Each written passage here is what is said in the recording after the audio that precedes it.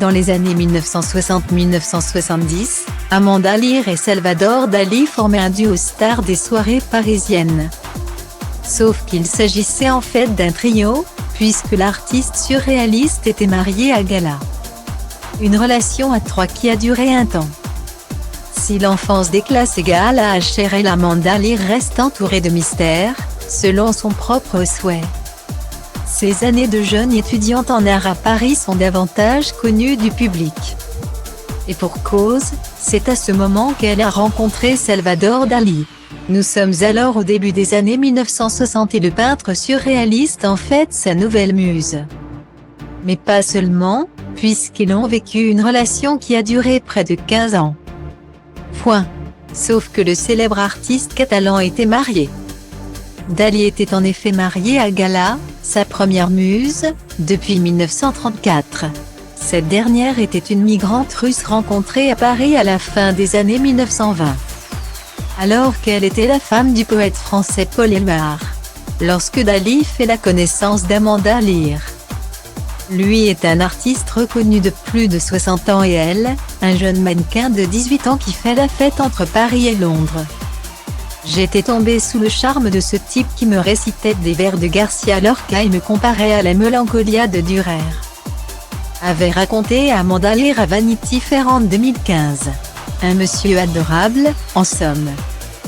Qui vous annonçait qu'il était impuissant autour d'un thé dans sa suite du Meurice. Guillaumet. Puis est venu le moment de rencontrer l'impressionnante Gala. Ce n'est pas une femme facile. Il va falloir faire bonne impression. Mettez du violet sur les yeux, faites bien le chignon banane. Enfiler une mini-jupe, aurait indiqué Dali à Amanda Lear. Cette dernière s'est finalement retrouvée face à une femme d'un certain âge. Élégante et toute rapatinée, elle toussait beaucoup, ne supportait pas la fumée. Ouvrait grand les fenêtres et hurlait que tout le monde sentait mauvais. Quant à Dali, il me vendait comme un aspirateur, regardez comme elle est belle, disait-il. Tournez-vous, tournez-vous, marchez, il faudrait qu'on les voie au soleil, a dit Gala. Guillaumet. Amanda Lear est alors pleinement adoptée par le couple, qui l'invite à passer du temps dans sa maison de Portliga, en Catalogne.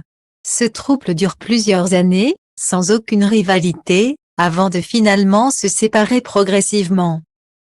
Un jour, Gala m'a confié qu'elle en avait un petit peu marre, au bout de 50 ans de mariage. Se taper ce vieux monsieur qui ne savait rien faire, avait expliqué Amanda Lear à nos confrères. La pauvre, ce n'était pas toujours facile. Elle n'en pouvait plus de son rôle de gendarme manager infirmière.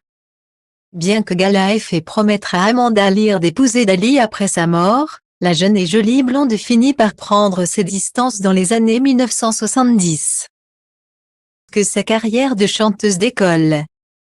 Quand Gala meurt en 1982, à 87 ans, Amanda Lear est déjà partie depuis longtemps. De son côté, Dali est décédée à Figueras en 1989, à 84 ans.